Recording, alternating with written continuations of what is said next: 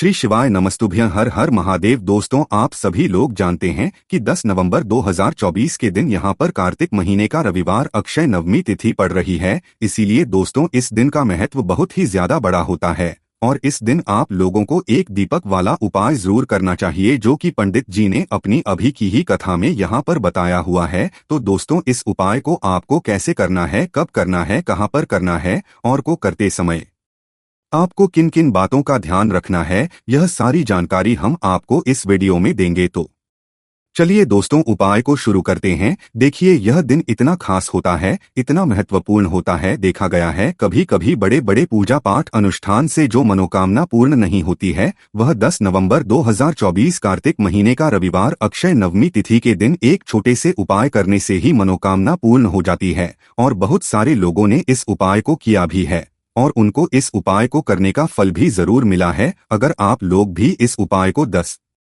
नवंबर 2024 कार्तिक महीने का रविवार अक्षय नवमी तिथि के दिन करना चाहते हैं, तो आप इस उपाय को पहले अच्छे से समझ लेना, सुन लेना, उसके बाद करना। आपको इस उपाय का फल जरूर मिलेगा और इस उपाय को करने से आपके घर में चाहे किसी प्रकार की दुख और समस्या क्यों न चल रही हो, आपको उसका कारण भी नहीं पता है कि भाई यह समस्या किस कारण से चल रही है। उसका कुछ भी कारण हो सकता है, जैसे पितृ दोष हो सकता है या किसी भी तरह का मंगल दोष भी हो सकता है, और भी बहुत तरह के दोष होते हैं, कुछ भी हो सकता है। पर आपको इस उपाय को करने के लिए अपने दोषों पता लगाने की भी जरूरत नहीं है। 10 नवंबर 2024 का कार्तिक महीने का रविवार अक्षय नवमी तिथि के दिन इस एक दीपक वाला उपाय को आप लोगों को कर लेना है। दोस्तों, अब हम समझते हैं इस वाले उपाय को हमें करना किस समय है। तो सबसे पहली बात दोस्तों, हम समझते हैं कि यह एक दीपक वाला उपाय करना किसको है। तो देखिए, यहाँ पर सीधी सी बात है कि यह एक दीपक वाला उपाय जो उपाय है, ये किस लिए किया जा रहा है। यह मनोकामना को पूर्ण करने के लिए किया जा रहा है, या आपके जीवन में जो दुख और परेशानियां हैं उनको दूर करने के लिए किया जा रहा है, या का कोई बड़ा काम है जो कि नहीं हो पा रहा है, आप उसके लिए इस उपाय को कर सकते हो। तो सीधी सी बात यह है कि आप अपनी की किसी भी प्रकार की मनोकामना के लिए इस वाले उपाय को कर सकते हो। तो यह उपाय वह व्यक्ति कर सकता है जिस व्यक्ति को अपनी किसी भी प्रकार की मनोकामना भगवान शिव जी से पूर्ण करवानी हो। और अगर कोई भी माताएं बहनें जो है अपने घर की सुख और शांति के लिए, घर में धन समृद्धि को बढ़ाने लिए वाला उपाय करना चाहती हैं, तो घर की जो बड़ी माताएं बहनें होंगी वह इस एक दीपक वाला उपाय को विशेष रूप से करें, क्योंकि माताएं बहनें घर की लक्ष्मी होती हैं और जब घर की लक्ष्मी कोई विशेष उपाय करती है तो उसका फल ही बहुत जल्दी मिल जाता है और बहुत बड़ा होकर मिलता है। अन्यथा इस उपाय को कोई भी व्यक्ति कर सकता है, चाहे वह बड़ा हो, चाहे वह छोटा हो, चाहे वह बच्चा हो। जिस व्यक्ति को एक दीपक वाला उपाय समझ आ गया, वह व्यक्ति इस एक दीपक वाला उपाय को कार्तिक महीने का रविवार अक्षय नवमी तिथि के दिन जरूर करें, क्योंकि उसको इस उपाय को फल बहुत ही जल्द मिल जाएगा। क्योंकि 10 नवंबर रविवार अक्षय नवमी तिथि के दिन भगवान शिव जी बहुत आसानी से प्रसन्न हो जाते हैं। तो आइए अब हम समझते हैं कि इस एक दीपक वाला उपाय को आपको करना कैसे है और इस उपाय को करने का जो समय है वह क्या है। तो देखिए, इस 10 नवंबर 2024 कार्तिक महीने का रविवार अक्षय नवमी तिथि के दिन किए जाने वाले यह एक दीपक वाला जो उपाय है, यह मुख्य रूप से सुबह के समय होगा। किस समय होगा? सुबह के समय होगा। आपको कोशिश यही करनी है कि सुबह के समय हम इस एक दीपक वाला उपाय को कर लें। पर किसी कारणवश अगर आप सुबह इस उपाय को ना कर पाओ, आपको कहीं काम से जाना हो या किसी और काम की वजह से आप उपाय को ना कर पाओ, तो आप पास फिर दूसरा मौका रहेगा, जो कि शाम के समय का रहेगा, प्रदोष काल का रहेगा। अब भाई, प्रदोष काल का समय भी एक बहुत ही लोगों के मन में प्रश्न बन जाता है कि भाई यह समय होता कब है, कितने बजे से लेकर कितने बजे यह समय होता है, ताकि हमें उपाय के लिए जो है करने का समय पता लग जाए। तो हम आपको बता दें, प्रदोष काल का जो एक समय होता है, शाम का समय, वह होता है शाम के 6 बजे से लेकर शाम के 7 बजे के बीच का समय के बीच में आप उपाय को करेंगे तो आपको उस उपाय का जरूर फल मिलेगा। तो शाम के 6 बजे से लेकर शाम के 7 बजे के बीच में आप लोग इस एक दीपक वाला उपाय को कर सकते हो। तो भैया, बहुत सारे लोग यहाँ पर ये प्रश्न भी जरूर करेंगे कि भाई हम तो नौकरी पर जाते हैं, हम अपनी ड्यूटी पर जाते हैं और आने में हमें देर हो जाती है, तो उस जगह पर हमें क्या करना चाहिए? तो देखिए, उन लोगों को भी टेंशन लेने की जरूरत नहीं है। अगर आप लोग इस उपाय को शाम के समय प्रदोष काल में कर रहे हैं और अगर आप आने में भी हो जाती है, आपको आने में 7 बजे तक आप नहीं पहुंच पाते हो, तो भाई आप 7 या रात 8 बजे तक भी अगर उपाय को करोगे तो भी चल जाएगा। और अगर इस हिस्से भी थोड़ा देर हो जाती तो भी आप उपाय को कर सकते हो, क्योंकि 10 नवंबर रविवार अक्षय नवमी तिथि का दिन है। यह दिन बहुत ही कम आता है पूरे साल भर में, इसलिए जब आपको मकान मिल जाए, जब आप इस उपाय को जरूर कर लेना। कोई भी उपाय हो आप कभी भी कर सकते हो। 10 नवंबर 2024 रविवार अक्षय नवमी तिथि के दिन बस कोशिश करना कि समय के थोड़ा मतलब अंतर्गत ही कर लो, पर किसी कारणवश अगर ना कर पाओ तो फिर आप थोड़ा देरी से भी कर सकते हो, आपको उपाय का फल जरूर मिलेगा। तो चलिए जानते हैं उस विशेष उपाय के बारे में, लेकिन उससे पहले एक प्रार्थना, अगर आप चैनल पर नए हैं तो कृपया चैनल को सब्सक्राइब अवश्य कर ले। देखिए, यह वीडियो बहुत ही खास है क्योंकि इस वीडियो में हम लोग पूज्य गुरु जी द्वारा बताए गए कुछ बहुत ही खास उपायों के बारे में जानेंगे। यह उपाय की बड़ी से बड़ी मनोकामना को पूर्ण करेंगे, घर में धन धान्य को बढ़ाएंगे, माता लक्ष्मी आपसे प्रसन्न होंगी, सारा दुर्भाग्य आपका समाप्त होगा, व्यापार नौकरी अच्छे से चलेगी। तो आपको इनमें से जो भी उपाय अपनी समस्या के लिए करना हो वह उपाय आप कर सकते हैं। चलिए जानते हैं गुरुजी द्वारा बताए गए पहले खास उपाय के बारे में। इस उपाय के ये सबसे पहले आपको ले लेना है 1 लोटा जल। तांबे के पात्र अपने किचन से 1 लोटा जल ले लीजिए। फिर इसी के साथ आपको लेना है थोड़ा सा शहद, शायद आप आधे से भी आधा चम्मच ले सकते हैं। फिर सबसे आखिर में आपको ले लेना है 1 बेलपत्र। देखिए, बेलपत्र का जो भी उपाय बताया जाए वह आप जरूर किया करिए, क्योंकि बेलपत्र माता पार्वती के आंसू से उत्पन्न हुई है, इसलिए यह महादेव को प्रसन्न करने के लिए बहुत ही आसान होती है। इसलिए आपको बेलपत्र वाला उपाय जरूर करना चाहिए।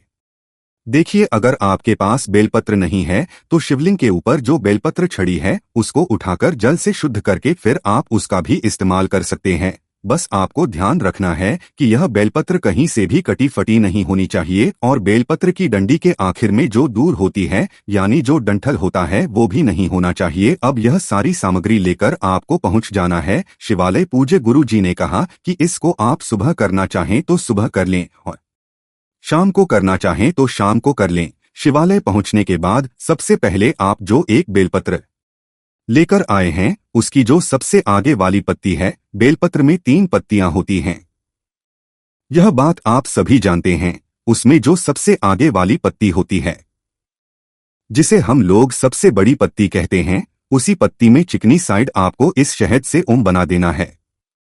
सामने आपको समझाने का प्रयास किया जा रहा है जैसे यह बेलपत्र में ओम बनाया गया है, ठीक ऐसे ही आपको से ओम बना देना है और फिर अपनी मनोकामना बोलते हुए आपके जीवन की जो भी विशेष मनोकामना है, जो भी आप अपना कार्य सफल करवाना चाहते हैं, जिसमें भी आप सफलता को प्राप्त होना चाहते हैं, चाहे व्यापार हो, चाहे नौकरी हो, चाहे धन प्राप्ति की मनोकामना हो, चाहे विवाह की मनोकामना हो, चाहे मकान जमीन की मनोकामना हो या कैसी भी कोई मनोकामना हो, उस मनोकामना को पूर्ण करने के लिए महादेव प्रार्थना कर लीजिए और फिर यह 1 बेलपत्र आप शिवलिंग के ऊपर समर्पित कर दीजिए। बेलपत्र की चिकनी साइड का हिस्सा यानी जिस तरफ आपने बनाया है वह शिवलिंग में टच करेगा। इसके बाद आप जो शहद लिए हुए हैं उस शहद को अपनी अनामिका उंगली में लगाइए और माता अशोक सुंदरी वाले स्थान में आपको 7 बिंदी बना देनी है। इसी शहद से आपको 7 बिंदी बना देनी है, लेकिन यह 7 बिंदी आपको लगानी कैसे है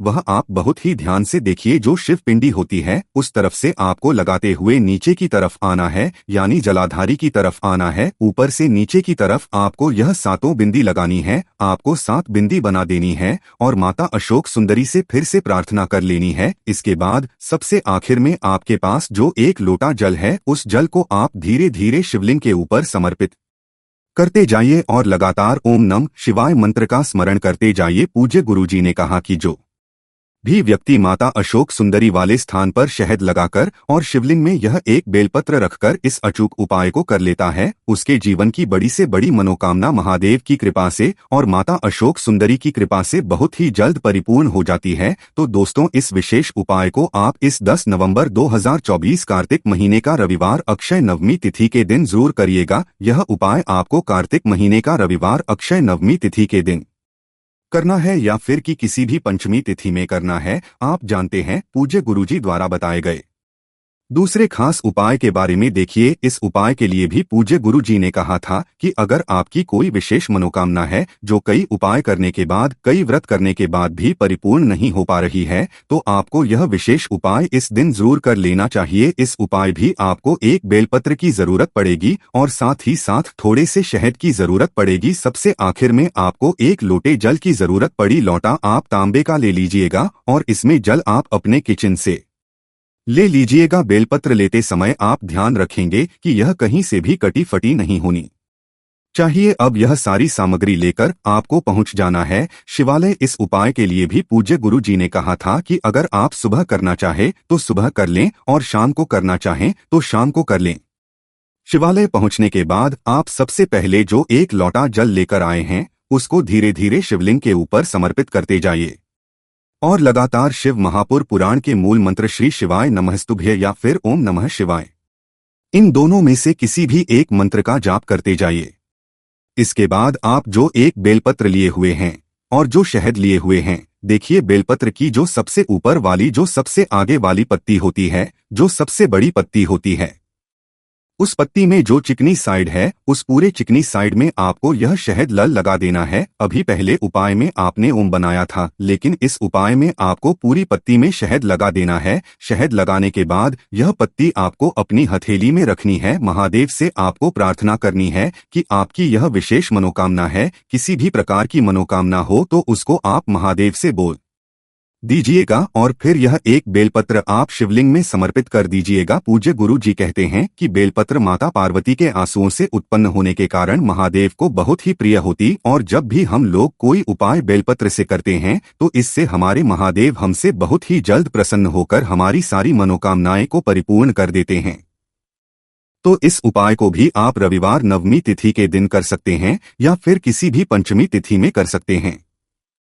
अब जानते हैं गुरुजी द्वारा बताए गए तीसरे और सबसे आखिरी व सबसे खास उपाय के बारे में। इस उपाय के लिए आपको 2 इलायची ले लेनी है, 2 हरी इलायची ले लेनी है। देखिए हरी इलायची माता लक्ष्मी को यानी धन को आकर्षित करने के लिए सबसे अचूक होती है, इसलिए आप 2 हरी इलायची ले लीजिएगा और साथ ही साथ थोड़ा सा शहद ले लीजिएगा। इसके बाद आपको एक दीपक ले लेना है। दीपक आप चाहे तो मिट्टी का ले लिए या फिर आप अपने घर पर शुद्ध आटा मारकर उसका दीपक बनाना चाहते हैं तो वो भी दीपक आप इस्तेमाल कर सकते हैं। इस दीपक में आपको शुद्ध घी का इस्तेमाल करना है और साथ लंबी बत्ती का प्रयोग करना है। अगर आपके घर में मौली का धागा है तो उसकी बत्ती भी आप तैयार कर सकते हैं, यानी मौली के धागे को काटकर उसकी लंबी बाती इस दीपक में आप लगा सकते हैं। अब ये सारी सामग्री लेकर आपको अपने घर के मंदिर के सामने पहुंच जाना है। यह उपाय आप शाम को सूर्यास्त के बाद करेंगे। पूज्य गुरु जी हमेशा कहते हैं कि माता लक्ष्मी के निमित्त अगर हम लोगों को कोई भी उपाय करना हो तो वह हमें शाम के समय में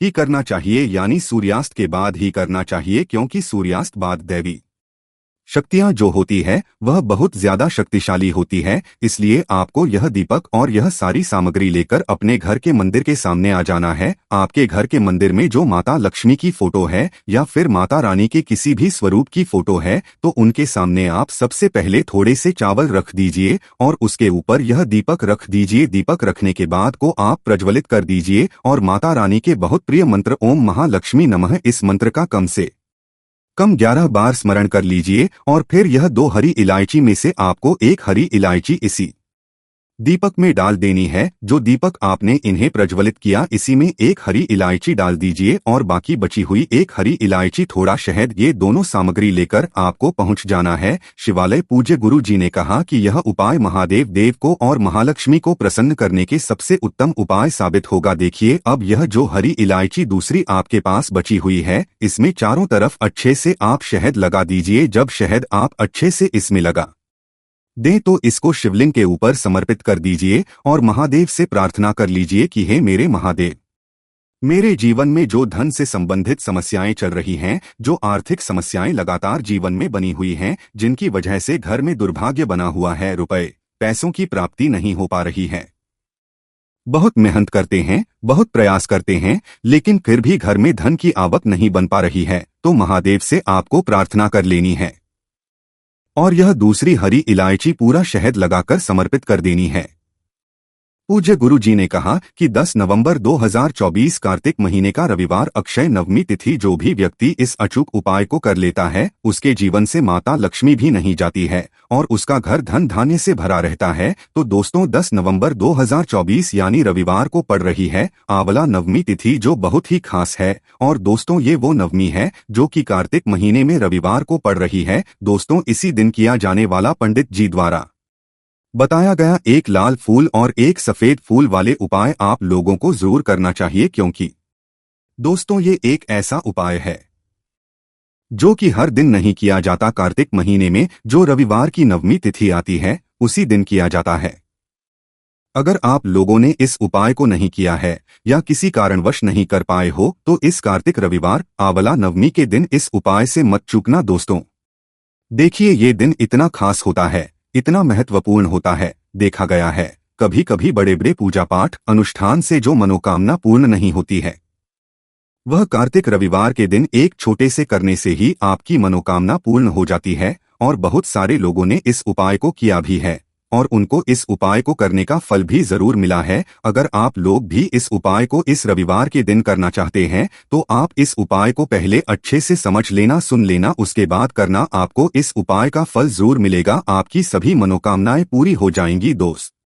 तो हम आपको यहाँ पर बता दें कि यह जो एक लाल फूल और एक सफेद फूल वाले उपाय है, ये उपाय पंडित जी ने अपनी अभी की सीहोर की कथा में ही बताया है। उपाय को करने से आपके घर में चाहे किसी भी प्रकार की दुख और समस्या क्यों ना चल रही हो, आपको उसका कारण भी नहीं पता है कि भाई ये समस्या किस कारण से चल रही है। उसका कुछ भी कारण हो सकता है, जैसे पितृदोष हो सकता है, कालसर्प दोष हो सकता है, या किसी भी तरह का मंगल दोष भी हो सकता है, और भी बहुत तरह के दोष होते हैं, कुछ भी हो सकता है। पर आपको इस उपाय को करने के लिए अपने दोष को पता लगाने की भी जरूरत है। आपके घर में किस कारण से इतनी दुख और परेशानी आ रही है वह भी आपको पता लगाने की जरूरत नहीं है। बस रविवार को आंवला नवमी के दिन इस उपाय को कर लेना है, क्योंकि इसी एकमात्र उपाय को करने से आपके पूरे घर परिवार में सुख और शांति हो जाएगी। आपके घर में अच्छे अच्छे काम होने लगेंगे, आपकी जो भी मनोकामना होगी वह भी धीरे धीरे करके पूर्ण होना शुरू हो जाएगी। अब हम समझते हैं इस एक लाल फूल और एक सफेद फूल वाले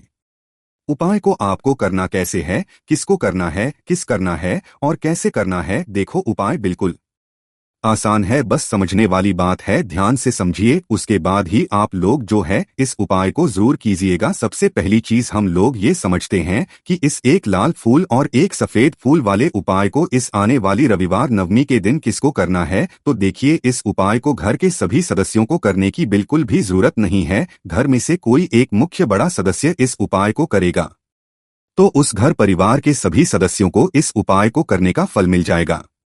पर वो बड़ा सदस्य कौन होगा, कौन व्यक्ति इस उपाय को करेगा?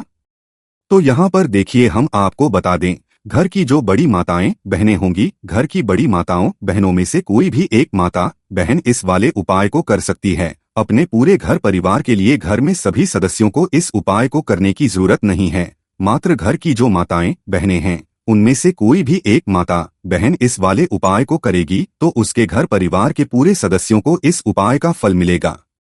अगर किसी कारणवश माताएं बहनें घर में उपस्थित ना हो या वो इस उपाय को ना कर रही हो, कुछ दिक्कत हो, तो भाई उस जगह पर फिर घर का कोई बड़ा व्यक्ति भी इस उपाय को कर सकता है। माताओं बहनों के कहने का मतलब ये था कि माताएं बहनें घर की लक्ष्मी होती है। जब घर की लक्ष्मी कोई उपाय करती है तो निश्चित ही भगवान शिव जी जल्दी प्रसन्न होते हैं और उपाय का फल में बहुत जल्दी और बहुत बड़ा करके भी यहाँ पर देते हैं। तो आप लोग ये बात समझ गए होंगे। अब हम ये बात समझते हैं कि इस वाले उपाय को हमें करना किस समय है। एक लाल फूल और एक सफेद फूल वाले उपाय को हमें नवमी के दिन करना की समय है। तो देखिए इस उपाय को करने का जो समय है सुबह का समय भी है, और शाम का समय भी है।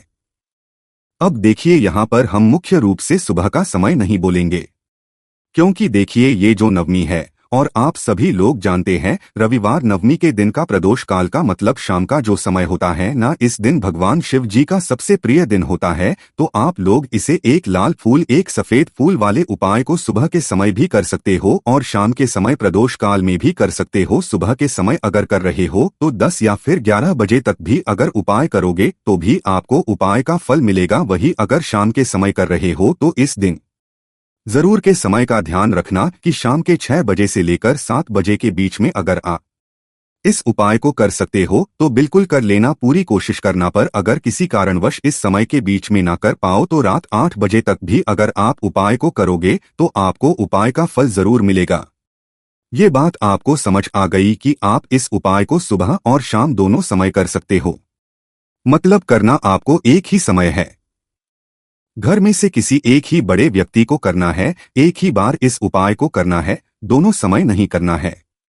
आपको जो समय अच्छा लगे आप उस समय पर इस वाले उपाय को कर सकते हैं। तो चलिए जानते हैं इन विशेष उपायों के बारे में। लेकिन उससे पहले जो भी मेरे भाई मेरी प्यारी बहनें आज चैनल पर पहली बार आए हैं या मेरी आवाज आज पहली बार सुन रहे हैं, अगर आप भी महादेव के सच्चे भक्त हैं तो वीडियो को लाइक और चैनल को सब्सक्राइब जरूर कर लें और कॉमेंट बॉक्स में लिखें हर हर महादेव। देखो अब सबसे पहली बात आती है कि इस उपाय को हमें करना किस लिए है। जैसा कि हमने अभी आपसे बोला कि इस उपाय को करने के बाद आपके जीवन में बहुत सारी खुशियां आएंगी, आपकी मनोकामनाएं पूर्ण होंगी, आपकी धन की समस्या दूर होगी, आपकी पैसों की समस्या दूर होगी। अब देखिए अगर आप लोग सोच रहे हो कि भाई हमें अपना घर बनाना है पर घर बनाने के लिए पैसा नहीं है, हमें गाड़ी लेना है पर गाड़ी लेने के लिए पैसा नहीं है, हमें जमीन लेना है पर जमीन के लिए पैसों की कमी पड़ रही है, अगर ऐसी ही दिक्कत परेशानी या किसी भी तरह की धन से जुड़ी हुई समस्या या पैसों से जुड़ी हुई समस्या अगर आपके जीवन में चल रही है तो यह उपाय निश्चित ही आपके जीवन में बहुत सारे फल लाकर दे सकता है। इसीलिए अगर आपके घर में बहुत ज्यादा दिक्कत समस्या परेशानी चल रही है, धन से जुड़ी हुई पैसों से जुड़ी हुई धन की बहुत ज्यादा कमी आ रही है, पैसों की आवक नहीं हो रही है, तो भाई आप लोगों को इस वाले उपाय को जरूर करना चाहिए। घर में से किसी एक भी बड़े व्यक्ति को अब इस उपाय में करना क्या है वो सबसे पहले हम लोग जान लेते हैं। उपाय की सामग्री हम लोग सबसे पहले जानते हैं कि इस उपाय में किस किस चीज की आवश्यकता पड़ेगी। तो देखिए उपाय का नाम तो एक लाल फूल और एक सफेद फूल वाला उपाय है, पर इस उपाय में कुल मिलाकर 4 सामग्री हमें लगने वाली, जो कि पंडित जी ने खुद सीहोर वाली कथा में बताया है। और जो हम आपको उपाय बताते हैं वो पंडित जी द्वारा बताए गए होते हैं, अलग से हम कुछ भी नहीं बताते हैं। तो यहाँ पर हम लोग समझते हैं कि इस उपाय की सामग्री क्या है। तो देखो उपाय की जो सामग्री है वो 4 सामग्री है, जिसमें से सबसे पहली सामग्री है एक बेलपत्र। देखो बेलपत्र क्या होती है, बेलपत्र जो शिव की शिवलिंग पर चढ़ती है। दूसरी चीज है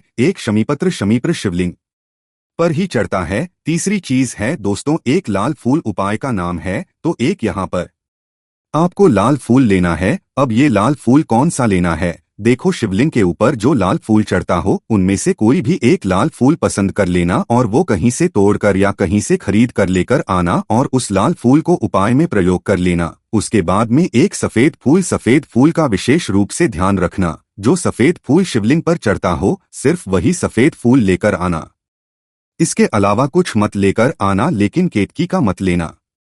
तो एक एक मात्रा में ही आपको ये चारों सामग्री चाहिए, एक बेलपत्र, एक शमी पत्र, एक लाल फूल और एक सफेद फूल। ये चारों सामग्री आप लोग तैयार करके रख लें। प्रदोष काल में या सुबह के समय जब भी आप इस उपाय को कर रहे हैं, जैसे ही आपके उपाय की सामग्री तैयार हो जाती है तो क्या हम सीधा उपाय को करने के लिए इन चारों सामग्री को उपाय करने के लिए जा सकते हैं? नहीं। तो यहाँ पर आपको इस बात का ध्यान रखना है कि हम भगवान शिव जी को प्रसन्न करने के लिए तो जा रहे हैं, हम अपनी मनोकामना को पूर्ण करवाने के लिए तो जा रहे हैं, पर हमें ये दर्शाना बिल्कुल भी नहीं है कि हम सिर्फ अपने फायदे के लिए भगवान शिव जी के मंदिर में आए हैं। इसलिए हम इस उपाय को करने के साथ साथ में भगवान शिव जी की पूजन अर्चना के लिए कुछ सामग्री भी जरूर लेकर जाएंगे। जैसे कि सुबह समय अगर आप उपाय को कर रहे हो इस एक लाल फूल और एक सफेद फूल वाले उपाय को, तो भाई सुबह के समय आपको एक लोटा जल लेकर जाना है।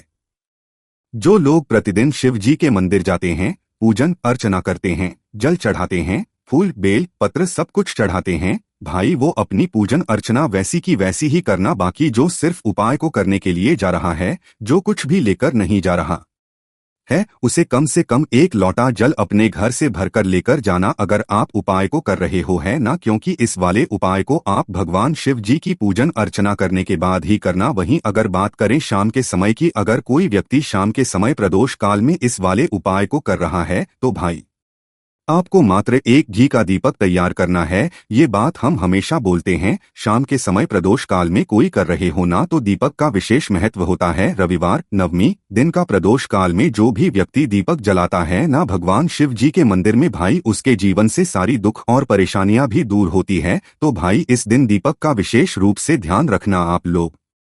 अगर आप इस उपाय को शाम के समय प्रदोष काल में कर रहे हो, है ना, ये जो दीपक आप लोगे ये आटे का लोगे। जो आटा आप गूंद दोगे उसके अंदर कुछ भी मत डालना, मात्र साधा आटा लगाकर उसे तैयार कर लेना और एक मीडियम साइज का दीपक तैयार कर लेना। दीपक ना ज्यादा छोटा हो ना ज्यादा बड़ा हो, है ना। उसके बाद में दीपक आपका तैयार हो जाए तो इसके अंदर जो बत्ती रखोगे वो गोल बत्ती रखोगे। देखो गोल बत्ती भी दो तरह की होगी, एक बाजार की और एक घर वाली। तो कोशिश करना अपने घर में जो रुई रखी हुई है उस रुई से आप लोग एक गोल बत्ती अपने ही हाथों से बनाओ। उपाय का फल अच्छा मिलता है, भगवान शिव जी जल्दी प्रसन्न होते हैं। जब हम किसी भी उपाय को अपने हाथों से परिश्रम करके तैयार करते हैं तो आपको उस दीपक के अंदर एक गोल बत्ती रख देनी है। इसके अंदर जो चीज आप लोग डालोगे वो डालोगे शुद्ध देसी गाय का घी। इस बात का विशेष रूप से ध्यान रखना, शुद्ध देसी गाय का घी ही डालना है, तेल वगैरह नहीं। आज के दिन तो मत डालना, रविवार नवमी के दिन, क्योंकि भगवान शिव जी का सबसे प्रिय दिन और प्रिय समय पर हम लोग इस वाले उपाय को कर रहे हैं। तो थोड़ा सा शुद्ध गाय का घी इतना डालना कि वो दीपक कुछ समय तक चल सके। ना बाजार वाला मिलावटी घी डालना, ना भैंस का घी डालना, शुद्ध देसी गाय का घी। आपको ढूंढने में थोड़ी मतलब मेहनत लगेगी और महंगा भी मिलेगा, पर गाय के घी से भगवान शिव जी प्रसन्न होते हैं और उसी शुद्ध देसी गाय के घी से घर में बरकत भी बनी रहती है और हमारे घर में सुख शांति भी बनी रहती है। इसलिए इस शुद्ध देशी गाय का घी अपने घर में हमेशा रखा करो, वो भगवान शिव जी के कार्यों में भी उपयोग में आता है और उपायों में भी हम लोग प्रयोग कर सकते हैं। तो यहाँ पर आपकी सारी तैयारियां हो चुकी हैं। उपाय को करते समय शुद्धता का विशेष रूप से ध्यान रखिएगा। सुबह कर रहे हो तो भाई सुबह तो आपको स्नान करना ही करना है, बाकी शाम को कर रहे हो तो शाम को मात्र हाथ मुंह धोकर भी आप लोग इस वाले उपाय को कर सकते हो, कोई दिक्कत वाली बात नहीं है। भाई उपाय की पूरी सामग्री तैयार कर और पूजन सामग्री लेकर आपको भगवान शिव जी के मंदिर पहुंचना है, जो आपके घर के पास में हो, जहां पर शिवलिंग विराजित हो, शिवालय हो, वहां पर आप लोगों को पहुंचना है। और जैसे ही आप भगवान शिव जी के मंदिर में पहुंचते हो वहां जाकर ही उपाय शुरू नहीं करना है, पहले आपको भगवान शिव जी की पूजन अर्चना करना है। पूजन अर्चना कैसे करोगे? सुबह के समय गए हो तो एक लोटा जल वगैरह जो भी पूजन सामग्री लेकर गए हो उससे पहले पूजन सामग्री आप लोग मतलब पूजन भगवान शिवजी की कर लो। जो व्यक्ति सिर्फ एक लोटा जल लेकर गए हैं वो शिवजी के शिवलिंग पर मात्र एक लोटा जल एक धारा से धीरे धीरे करके चढ़ा लो, है ना।